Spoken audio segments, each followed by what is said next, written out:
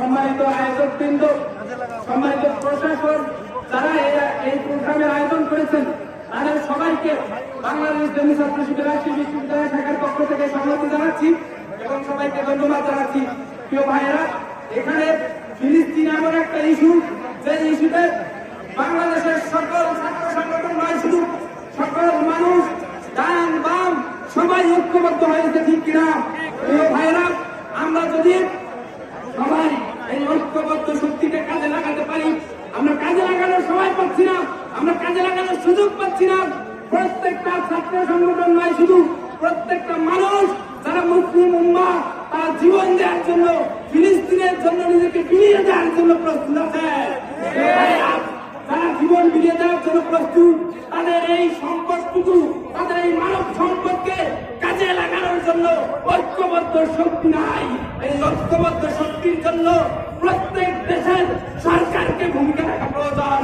আমরা এখানে যারা উপস্থিত আছেন, তারা কেউ বলতে পারবেন না যে আমি ফিলিস্তিনের জন্য জীবন দিতে রাজি নই। আমরা সবাই ফিলিস্তিনের জন্য নিজের জীবন দিতে রাজি আছি। আমরা তো সেই প্রবাদে বিশ্বাসী, উহারা চাহুক দাসের জীবন, আমরা শহীদি দরজা চাই। নিত্য মৃত্যু ভিতর আমরা মৃত্যু কোথায় খুঁজে বেড়াই, আমরা তো মৃত্যুকে খুঁজে বেড়াই। আমরা তো শহীদ হওয়ার জন্য রাজি আছি, কিন্তু আমাদের এই মানব সম্পদকে আপনারা কেন কাজে লাগাচ্ছেন না? প্রত্যেকটা সরকারকে আমি, প্রত্যেকটা মুসলিম বিশ্বকে আমি ভূমিকা রাখার জন্য অনুরোধ করব।